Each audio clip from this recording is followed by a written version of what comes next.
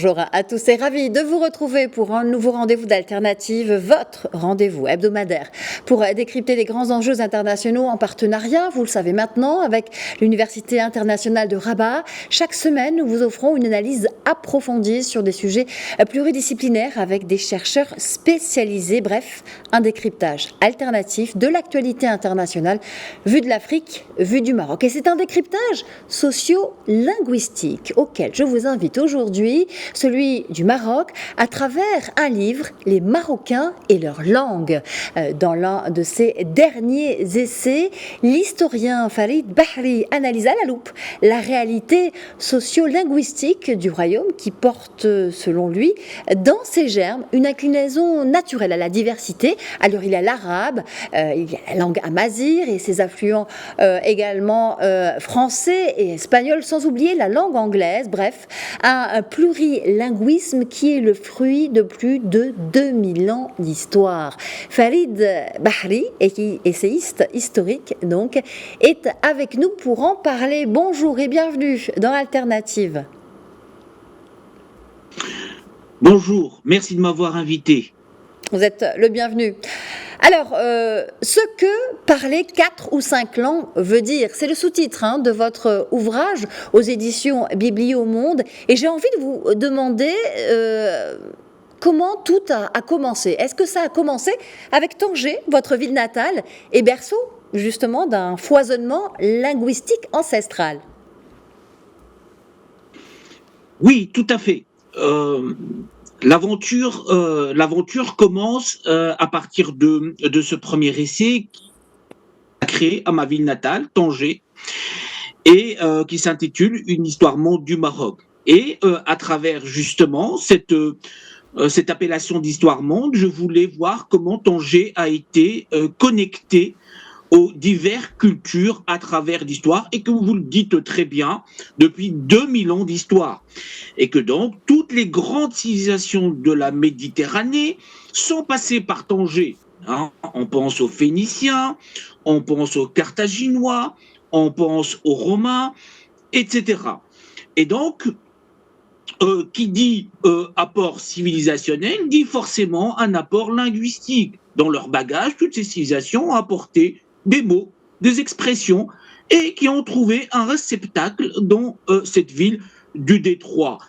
Et la langue, comme le paysage, a une mémoire. Et donc ces langues vont se déposer peu à peu au Maroc. Et Tanger, encore beaucoup plus que n'importe quelle autre ville du Maroc, vu sa proximité avec l'Europe, va donc accueillir toutes ces langues. Ce qui aujourd'hui nous donne une darija assez spécifique, propre à un parler tangérois qui est caractéristique de cette ville et que tous les Marocains connaissent. Et oui, vous parlez de cette darija si spéciale, cette darija tangéroise. Effectivement, on peut dire qu'il y a plusieurs arabes, plusieurs dialectes au Maroc. L'arabe dialectal, l'arabe classique, il y a aussi le berbère, la langue amazigh, mais aussi le français, l'espagnol et même l'anglais. Vous le disiez, la langue a une mémoire. Le royaume est le creuset originel de pléthore de langues et de cultures. Et c'est quelque chose que vous mettez un point d'honneur. Vous mettez un point d'honneur à faire de cette identité plurielle, par essence, une richesse et non un problème. Est-ce que je peux vous entendre sur ce point-là? Oui, tout à fait. Au Maroc, on n'a pas de... Il y a certains auteurs auparavant qui ont pu parler de guerre linguistique ou de drame linguistique marocain. Ce n'est pas le cas de mon point de vue parce que ces langues sont en harmonie. Vous voyez, chacun a sa culture. Donc il y a une culture du nord du Maroc qui est un peu plus proche de l'espagnol. La culture rifane est également un peu plus proche de l'Espagne. Vous avez donc la culture du centre et du sud du Maroc, plus proche du français, et tout cela va se mélanger et donner notre culturalité, permettez-moi d'utiliser le concept de marocanité. Donc il y a une marocanité linguistique, si je puis dire. Voilà. Et je pense, de mon point de vue, toute cette richesse est maintenue par une ossature qui est celle de l'arabe classique, de l'arabe, la langue du Coran. Et voilà, donc cette langue qui nous vient donc de nos ancêtres arabes depuis le 8e siècle, avec l'arrivée des premières conquêtes, des premiers conquérants arabo-musulmans, elle constitue ce référent, hein, qui existe dans notre constitution depuis 1962 sous feu Hassan II, qui va mettre cette langue comme étant l'épine dorsale linguistique du Maroc, et tout le monde s'y reconnaît, même les Amazirs qui vont faire par exemple leur prière en arabe et qui quand même la respectent. Voilà. Exactement, exactement, Farid El-Bahri. Je rappelle que vous êtes l'auteur du livre Les Marocains et leur langue, et vous venez d'aborder à l'instant la constitution, hein, du royaume, qui inscrit en son sein la pluralité de toutes ces langues dont vous venez de parler et qui font le Maroc d'aujourd'hui. Qu'est-ce qui, selon vous, fait la spécificité de ce pays, de ce Maroc, qui, au travers de cette diversité, réussit à cultiver l'unité malgré la complexité?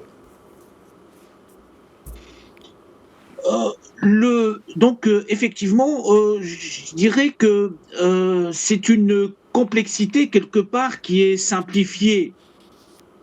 Voyez-vous, on a introduit par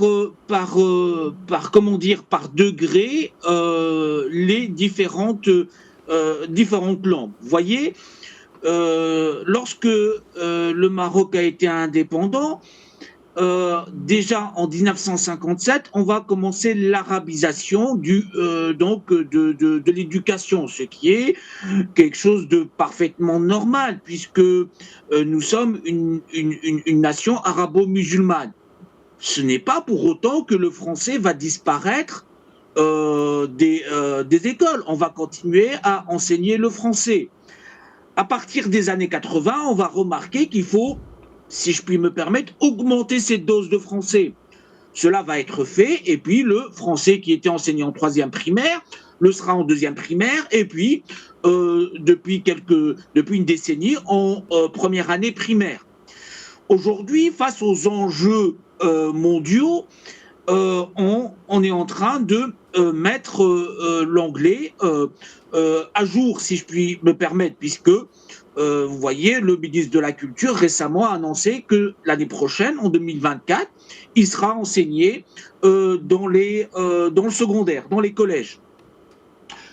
Il n'en demeure pas moins, je vous rappelle que le bac anglais existe depuis 2013. Ça a commencé avec 60 établissements. Aujourd'hui, je veux dire en 2022, selon les derniers chiffres, il y a à peu près plus de 600 lycées au Maroc qui font passer le baccalauréat en anglais. Donc cela permet de préparer la jeunesse aux enjeux internationaux, aux enjeux de la mondialisation.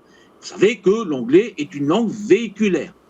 Mais encore une autre spécificité du Maroc, on n'oublie pas nos coutumes, tout notre patrimoine culturel. Et voilà, et donc c'est là où vient l'amazigh. Et depuis 2011, comme vous le savez très bien, l'amazigh est la langue officielle du Maroc. On voit l'alphabet tifinagh fleurir un peu partout dans l'espace urbain. Et donc, on donne à cette langue qui est la première langue du Maroc, tout compte fait, hein, l'amazigh également sa place parmi les langues dans une harmonie générale avec des langues venues du passé et des langues venues du présent, comme l'anglais. D'accord. Alors, vous parlez, Farid El-Bahri, hein, dans votre ouvrage, Les Marocains et leur langue, d'une surabondance linguistique avec laquelle un jeune Marocain, une jeune Marocaine devra faire aujourd'hui et se débrouiller, dites-vous, selon ses aspirations, ses études, sa classe sociale ou même sa région où il vit. C'est le véritable défi de la jeunesse marocaine aujourd'hui, selon vous? Oui, effectivement, c'est un grand défi intellectuel, je vais dire même rationnel, parce que là, on passe au niveau du neurologique, si je puis dire, donc au niveau du fonctionnement du cerveau et donc de l'apprentissage de la langue. Vous savez que en biologie, il y a une aire, l'aire de Broca, qui est l'aire de l'apprentissage linguistique. Donc effectivement, bah, c'est à mon avis difficile de dire si c'est un atout ou un handicap, comme vous sous-titrez. Parce qu'effectivement, bon, la réalité, c'est que le jeune Marocain est confronté maintenant désormais à trois alphabets, l'alphabet latin, l'alphabet arabe et l'alphabet tifinagh. Du coup, donc, l'élève doit jongler avec ces trois langues. Mais bon, je fais confiance à la pédagogie qui va, bien sûr, instaurer un processus d'apprentissage au fur et à mesure. Voilà. Et donc, on verra ce que cela va donner dans une vingtaine d'années, lorsqu'on aura la première génération d'élèves, de petits Marocains qui parlent couramment l'amazigh appris dans les écoles. Donc, l'historien n'a pas une boule de cristal pour parler de l'avenir. C'est pas son temps. Le temps, c'est son passé, pour essayer de comprendre le présent. Et donc voilà. D'accord. Mais oui, voilà. Donc, mais cette variété linguistique ne peut qu'être, encore une fois, enrichissante. Voilà, une variété, diversité, une richesse linguistique pour la jeunesse marocaine. C'est tout ce que vous développez, tout ce que vous cultivez dans votre livre, Farid Bahri, Les Marocains et leur langue, aux éditions donc Bibliomonde. Je rappelle que vous êtes aussi l'auteur d'un tout dernier essai, hein, qui est d'ailleurs disponible au Salon international du livre à Rabat, qui se tient en ce moment, le ciel qui bat son plein dans la capitale marocaine, et que cela s'appelle le Sultan Moulay Hassan. C'est bien cela?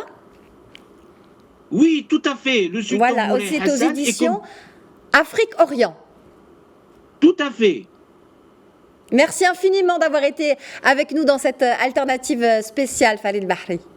C'est moi qui vous remercie. Et merci à vous, c'est la fin d'Alternative. À la semaine prochaine.